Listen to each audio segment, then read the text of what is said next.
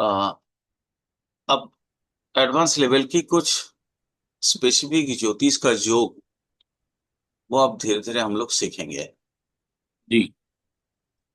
जैसे आ, बाकी ये पता कर लेंगे। लक्ष्मी मैम आएगी तो पता हो जाएगा कि कहाँ तक पढ़ाए थे। अभी कुछ योग मैं आप लोग अब ये कर रहा हूँ, डिस्कस कर रहा हूँ। ये योग बहुत इंपॉर्टेंट है। आ, गज योग ये सभी जानते हैं, लगभग वेल नोन योग। गज केसरी नहीं है ये। कौन सा योग बताया सर? गज योग। गज। गज हाथी। मतलब हाथी, हाथी। ठीक एकादश का जो एकादश स्थान है, एकादश जो स्थान, 11th हाउस। हाँ, है। जी जी। उससे जो 9th हाउस होगा, एकादश से गिनती स्टार्ट करेंगे। एकादश भाव से गिनती स्टार्ट करेंगे, एकादश राशि से गिनती स्टार्ट करेंगे। उसका जो 9th हाउस आएगा, उस स्थान का जो अधिपति होगा, यानी स्वामी ग्रह है, ठीक है। अगर वो स्वामी ग्रह है, यदि एकादश में बैठे चंद्र के साथ सहावस्थन करता है, यानी एक ही साथ होते हैं, या एकादश के जो स्वामी ग्रह है उसके द्वारा दृष्ट होते हैं, तो उस वक्त में इसको कहते हैं कि यज्ञ गज योग आपका ये हो गया। अगर रिजल्ट क्या होगा मैं प्रैक्टिकली दिखाऊंगा उसको, चिंता मत करिए। अ,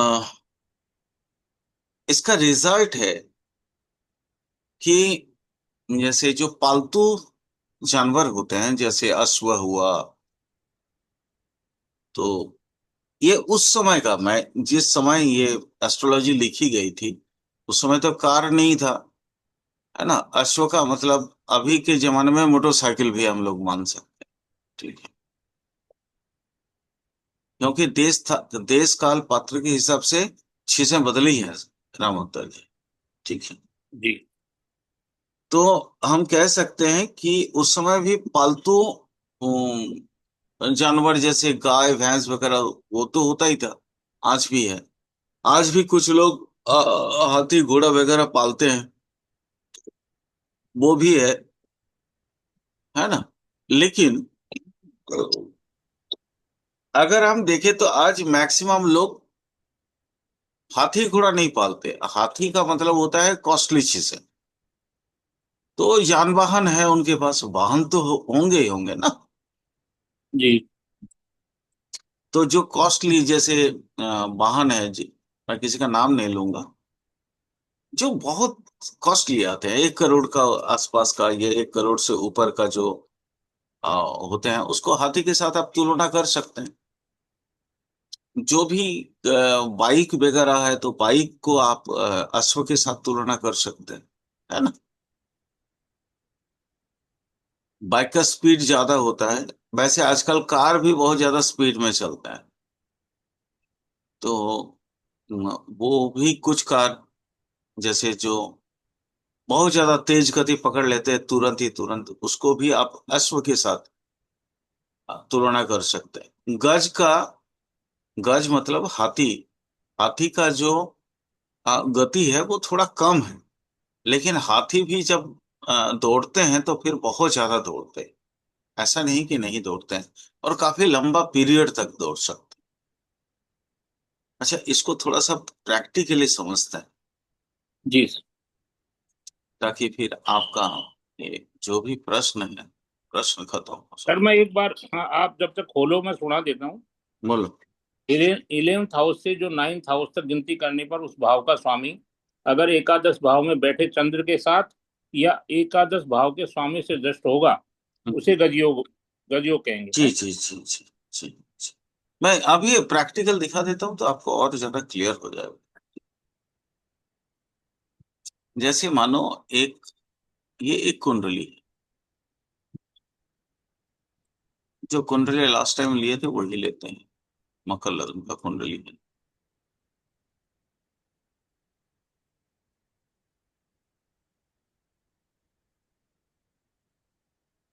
10, 11,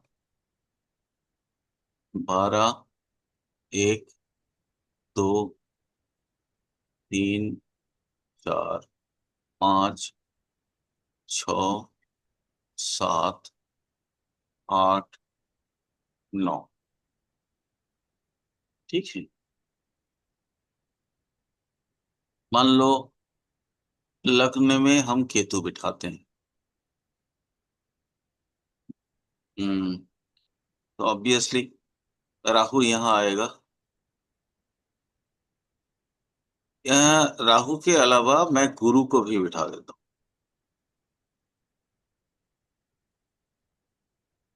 गुरु भी यहीं बैठे हैं।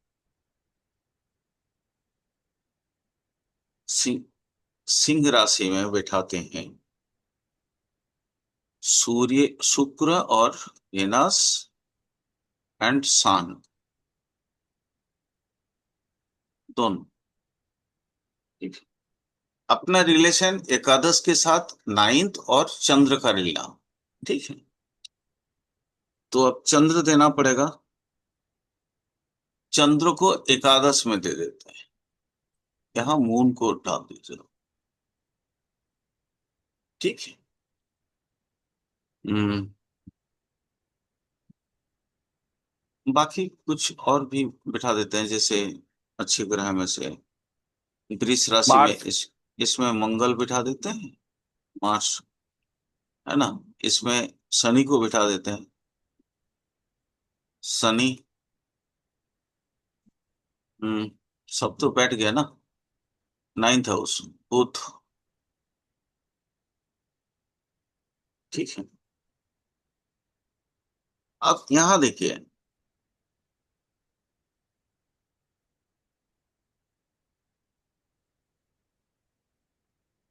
एकादश से आपको गिनती करना है नाइन्थ हाउस। मून हो गया सर, सेवंथ ए- हाउस। तो ये वाला हाउस आएगा। ये वाला हाउस आएगा हम्म। Seventh house. जी। अब ये सेवेंथ हाउस का मालिक कौन है सर? मून। इसका मालिक है, इसका फोर्थ हाउस, इसका मालिक है मून, जो कि इलेवेंथ में बैठा है। ठीक है। तो आपका एक तो कंप्लीट हो गया। हम्म। हम्म। तो सूत्र के अनुसार वो चंद्रमा के साथ कनेक्टेड हो गए। हम्म। तो ये क्या हुआ? ये गज योग है। मून से नाइन्थ में। हम्म। अब देखिए, एक और चीज दिखाते हैं। इसको भी थोड़ा बहुत और ध्यान से देखिएगा। देखिए, अब मैं आपको नाइन्थ हाउस के साथ उसको कनेक्ट करता हूँ। ठीक है। सॉरी, आपका, इलेवेंथ हाउस के साथ, इलेवेंथ का हाँ लॉर्ड मंगल है, हाँ, तो ये मंगल, मून मंगल भी मून मून को देख रहा है सर। मून है ना। ना, मून मंगल है। भी अपने इलेवेंथ। यस, मून को मंगल देख रहा है। ठीक है। मून को मंगल देख रहा है, तो फिर मंगल भी अल्टीमेट इलेवेंथ के साथ मून का कनेक्टेड आ गया। हाँ बिल्कुल आ गया सर। यानी गजयोग प्रमाणित हो गया। ठीक है। क्लियर हुआ? ओके, हो गया सर। चलिए, अगला योग बताते हैं। इस तरह से थोड़ा सा उसको देखते रहिएगा, ताकि आप लोगों को प्रैक्टिकली समझ में आ जाए। हाँ। अगला योग लेते हैं। तो इसका मतलब इफेक्ट क्या आएगा सर? हम्म। मतलब इस गज योग से क्या होगा? मैंने बोला ना, ये जैसे वाहन है, वाहन। अच्छा। आपके पास मान लीजिए, माने जैसे शास्त्र जो कहता है, शास्त्र कहता है क्या कि आपका वो गज, गज मतलब हाथी घोड़ा, है ना। आपके पास जो बाकी और भी, जैसे गाय भैंस गवादी पशु जिसको कहते हैं। अच्छा, हाँ सर, आपके पास उस समय के ट्रांसपोर्ट के जो साधन थे वो आज हाँ मतलब तो वो, गाड़ियों में आ गए होंगे। हाँ तो अब उस समय में मान लीजिए हाथी घोड़ा आपका ट्रांसपोर्टेशन था, ठीक है। हम्म।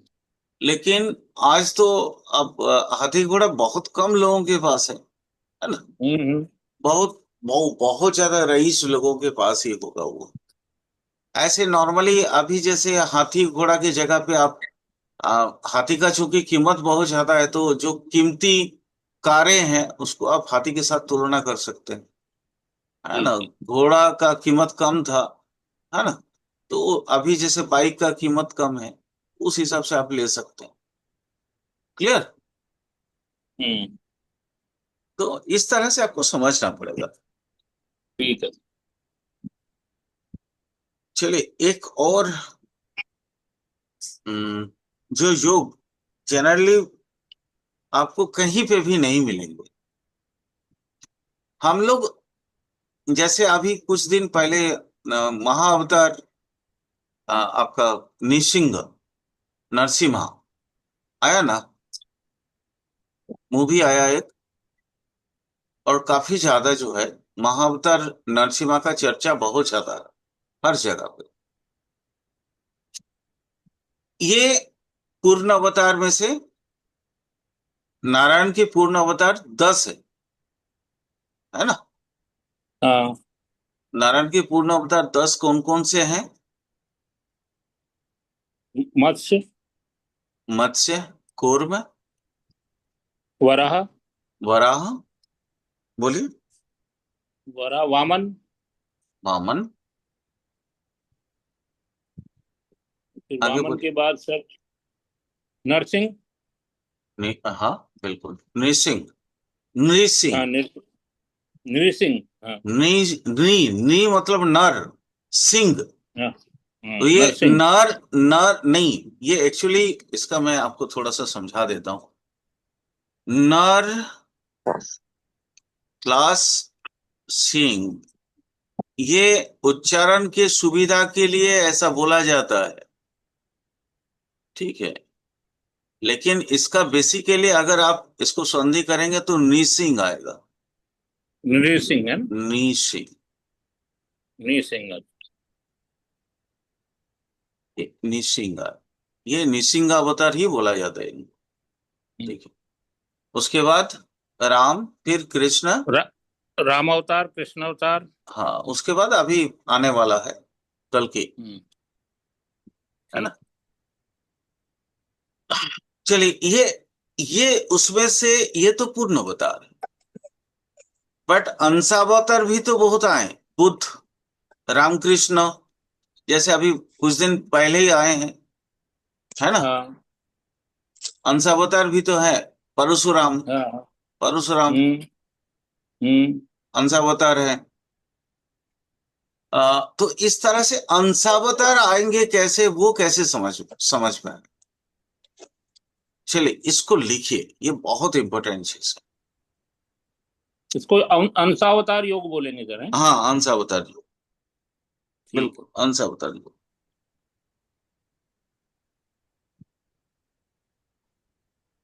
इसका पहला जो रूल है, इसमें से दो ग्रह केंद्र में होने चाहिए, एक बृहस्पति और दूसरा शुक्र, ये केंद्र में होगा। और राशि ऑब्वियसली कोई चर, चर राशि होगा। राशि लग्न, लग्न जहां पे बैठेंगे, जैसे मान लीजिए, एग्जाम्पल दे देता हूं, थोड़ा सा समझ लीजिएगा, आपको अच्छा से समझ में आ जाए। दोनों शुभ ग्रह हो। हाँ ये आपका बृहस्पति और शुक्र केंद्र में होगा। मान लीजिए ये वन है, यानी मेष मेष लगन चर राशि आ गया। लगन जो है चर राशि में होना होगा, ठीक है।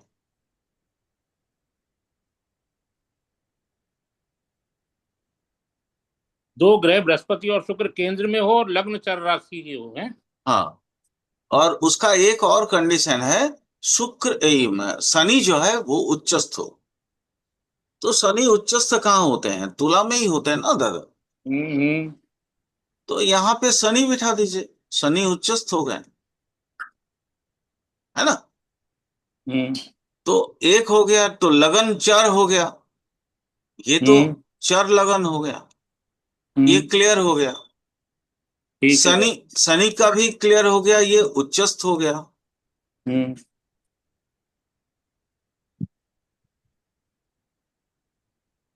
ये भी अपना जो ये है कंप्लीट हो गया। और हम्म। और आपको आ, ये तो चार है, कर्क है, तो इसको बृहस्पति बिठा दीजिए यहाँ पे, हम्म। है ना। बृहस्पति यहाँ पे हम्म। बिठा दीजिए। और शुक्र को भी यहीं पे बिठा दीजिए। वो ना बिठा अपना दीजिए, अपना अपना राशि में आ गया। चाहे यहाँ हो चाहे 10th हाउस में हो, कहीं भी हो। हाँ, कहीं पे भी हो। तो आप मान लीजिए यहाँ इसको हम कहीं पे भी बिठा दें, बिठा तो कहीं सकते हैं। चाहे रूल 4th हाउस में हो, कहीं भी हो। हाँ। कहीं पे भी, केंद्र में होना चाहिए ना। रूल क्या बोलता है कि केंद्र में होना चाहिए। तो रूल बोलता है राशि, माने जो लगन उदित होगा वो किसी चर राशि में हो। ओके। जी सर। और बृहस्पति और शुक्र, जैसे यहाँ पे भी देखिए, बृहस्पति शुक्र को हमने कहा किया, दो केंद्र में बिठा दिए। ओके। हम्म। और तीसरा रूल कौन सा है? तीसरा रूल है शनि अपना उच्चस्थ अवस्था में होना चाहिए। उच्चस्थ अवस्था शनि एक ही जगह पे होता है, हम्म। वो है तुला राशि पे। हम्म। यानी अपना ये तीनों के तीनों रूल फॉलो अप कर लिया, ठीक है। सही है सर, हो गया तीनों रूल फॉलो। तीनों रूल फॉलो अप हो गए। लगन चार हो गई। लगन और चार हो गुरु गई, गुरु दोनों गुरु और गुरु शुक्र की। गुरु शुक्र केंद्र में आ गए, और और शनि शनि उच्चस्थ उच्चस्थ है। हो गई। शनि उच्चस्थ आ गए। ठीक। तो आप इसको हम कह सकते हैं ना कि ये अंशावतार योग है। हाँ, इस तरह के योग में महापुरुष जन्म लेते हैं। हाँ, ये अंशावतार योग, ठीक है। ये अंशावतार योग है। बहुत बढ़िया। ऐसा योग अगर किसी की कुंडली में हो, बताऊंगा, बहुत सारा अंशावतार की बहुत सारी योग है। मैं एक स्पेसिफिक एक आध करके ऐसे ही बता रहा हूँ। ये लेकिन ये लोग जो है ना, बेसिकली अंशावतार है। मतलब ये थियोरेटिकली एंड प्रैक्टिकली प्रूवन है। अब अंशावतार योग में इसका रिजल्ट क्या आएगा, वो भी आपके लिए एक बहुत बड़ा प्रश्न है। हम्म। अंशावतार मतलब रामकृष्ण, बुद्ध, इस तरह का जो जितने अंशावतार के बारे में हम जानते हैं, इनका जीवन का सबसे बड़ा ध्येय क्या था? काम प्रवृत्ति पे अपना कंट्रोल रखना। यानी उग्र यौनता इनको पसंद नहीं था, ठीक है। अब किसी भी इस तरह के अंशावतार के आप जीवन को उठा के देख लीजिए, अभी जो हाल फिलहाल हिस्ट्री में आते हैं, बुद्ध राज्य छोड़ दिए, हर चीज अपना बीवी बच्चे छोड़ दिए, है ना। यानी वो यौनता पे अपना कंट्रोल रखे हैं, और उसके बाद फिर वो संन्यास ले लिए। अकेला रहना है, धर्म कर्म में जिंदगी बिताना। रामकृष्ण जी, माँ शारदा के साथ शादी हुई, बट उनके अंदर काम प्रवृत्ति नहीं रहा, क्योंकि वो माँ शारदा को भी काली माँ के रूप में पूजन कर लिए। अपनी पत्नी को माँ के रूप में मान लिए। तो पहला जो रिजल्ट है, ये अंशावतार का योग में, काम प्रवृत्ति में, उसमें वो बहुत ज्यादा संयम रखते हैं। इनको कहा जाता है जितेंद्रिय। मैंने क्या बोला? इनको जितेंद्रिय। कहा जाता है जितेंद्रिय। ये अपने इंद्रियों को काबू में रखते हैं। ओके। हम्म। ये लोग, इनकी जो तो शिक्षा है, जितेंद्रिय मैं होते हैं लोग। डिग्री की बात नहीं कर रहा हूं, इनकी जो शिक्षा है वो बहुत उच्च का।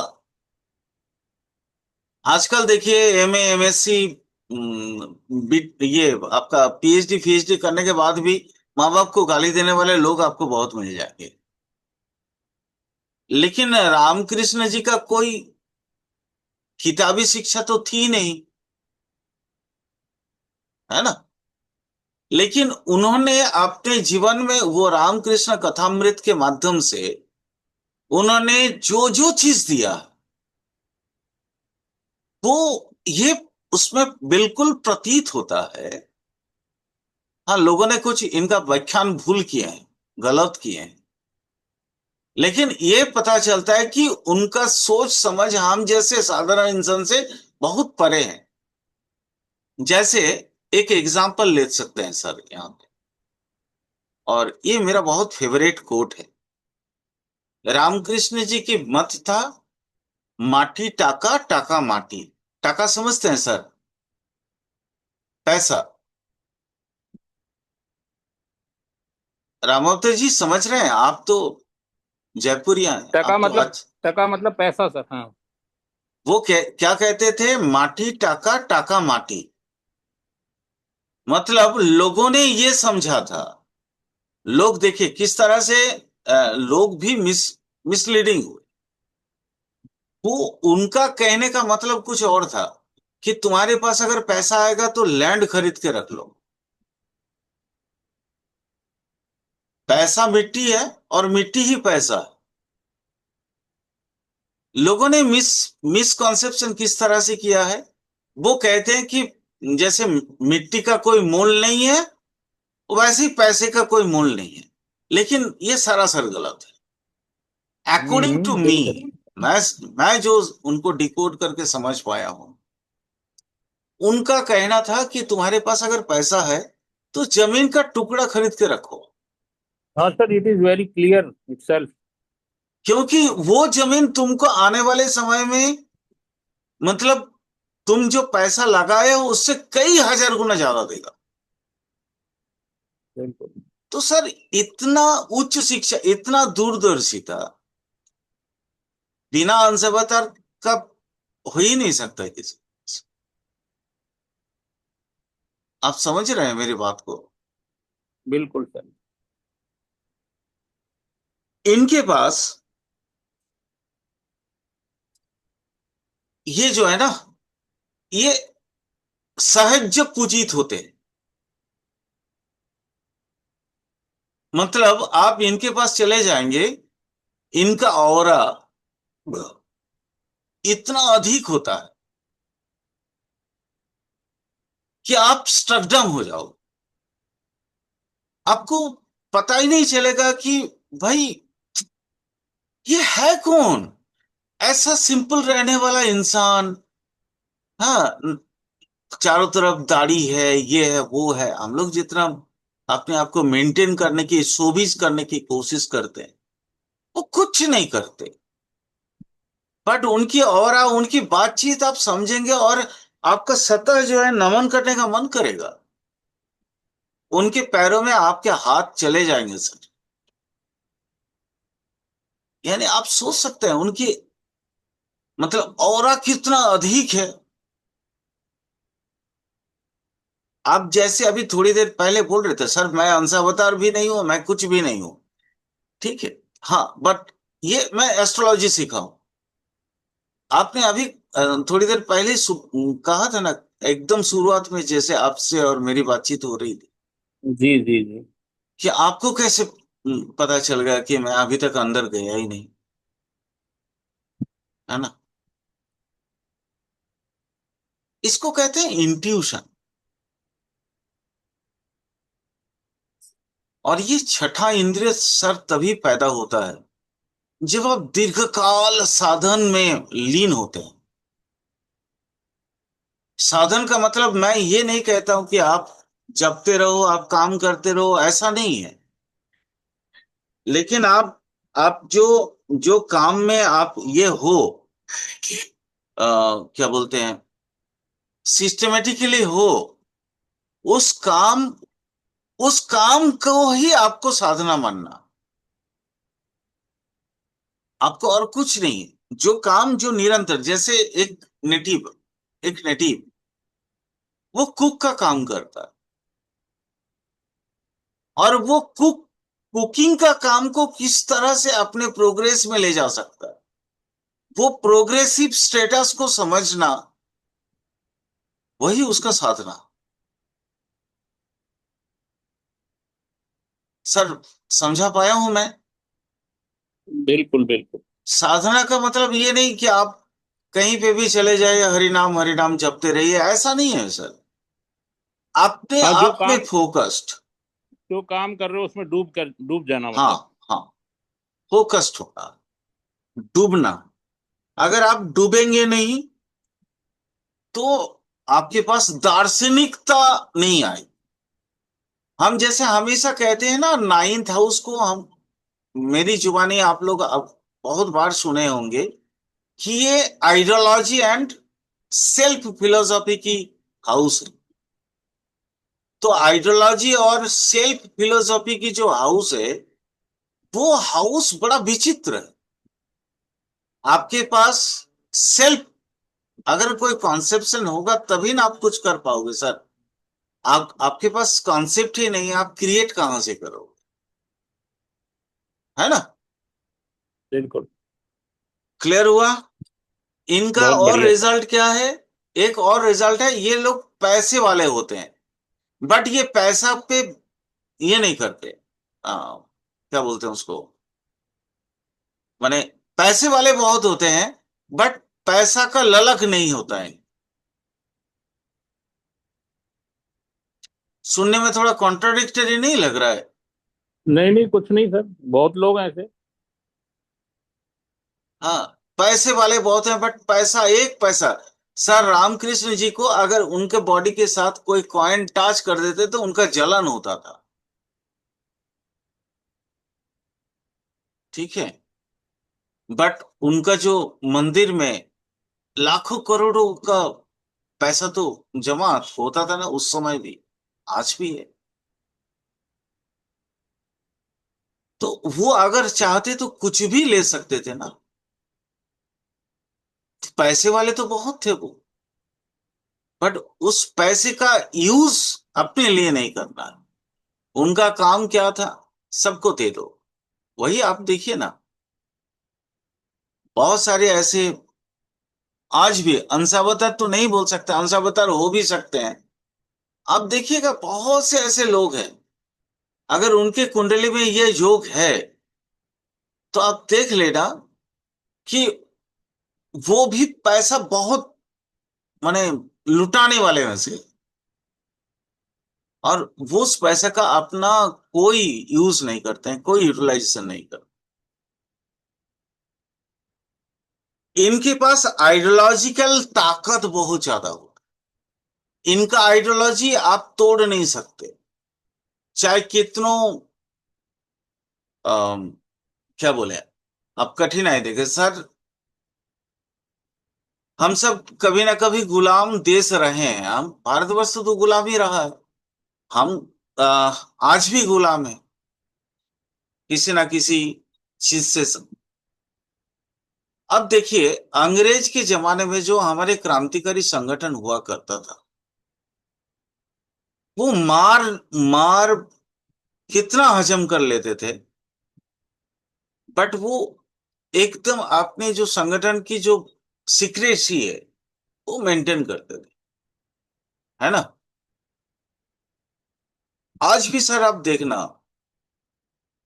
इंडिया में बहुत से ऐसे स्टेट हैं, राज्य हैं,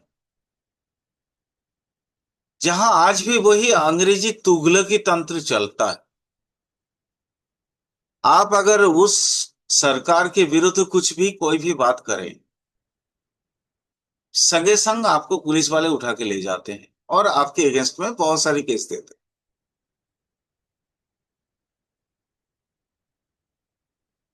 लेकिन उनको, जिनका आइडियोलॉजी बहुत स्ट्रांग है ना, उनको तोड़ नहीं पाते। वो डरा के, धमका के, मार मार के, पीट के, कुछ भी करके उनका ideology can't be changed, impossible है। ये भी एक तरह का अंशावतार तो कह ही सकते हैं ना सर, जिसका आइडियोलॉजी बहुत स्ट्रांग हो और वो अपने थॉट हाउस को वो अगर रिप्लेस नहीं करना चाहे किसी भी चीज से, कह सकते हैं ना। क्योंकि हर एक मनुष्य के अंदर, हर एक मनुष्य क्या, कण कण में शिव बसते हैं। ये तो मेरी बातें नहीं है, आपकी बातें नहीं है, ये तो हमारे शास्त्रोक्त तो बातें हैं। तो आइडियोलॉजी तो ऐसे ही नहीं बनता ना, वो चरम भक्ति की अटूट आस्था से बनता है, जो आप लाख प्रयास करो, you can't break them. Clear? समझा पाया हूं सर? चलिए, कुछ योग और समझते हैं। हंस योग, टाइम ज्यादा नहीं है, फिर कोई बात। हंस योग में थोड़ा समय लगेगा कि इसको थोड़ा व्याख्यान करना पड़ेगा, इसको समझाना भी पड़ेगा। तो एक छोटा सा योग जो बनता है वो बता देता हूं। कालनिधि योग, बृहस्पति, बुध या शुक्र का स्वक्षेत्र में। कौन सा योग सर? कला निधि? कालनिधि, अच्छा, काल निधि योग। कलानिधि अलग। कलानिधि तो ईस्ट कला का होता है वो, आपका हम्म। आपके आर्ट क्रिएटिविटी के ऊपर। ये काल निधि, काल निधि योग का काल। मतलब होता है राजक राजतुल्य। जो व्यक्ति होगा उसका ताकत वैसा होगा, जैसे अभी के जमाने में आप कह सकते हैं मंत्री वगैरह का, है ना। अच्छा। सेंट्रल मिनिस्टर जैसे जो लोग होते हैं ना, उस तरह का चीजें होंगी। ठीक है। तो क्या बुद्ध, क्या बताया सर आपने?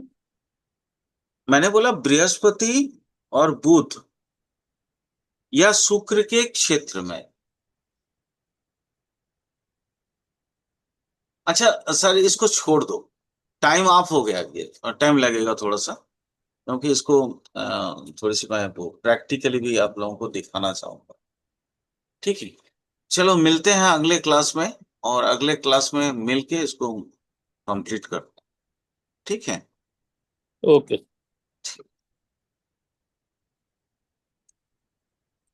अ, इस क्लास को यहीं एंड ऑफ कर दे रहे हैं। टाइम खत्म हो गया, जल्दी से मिलना अगला क्लास।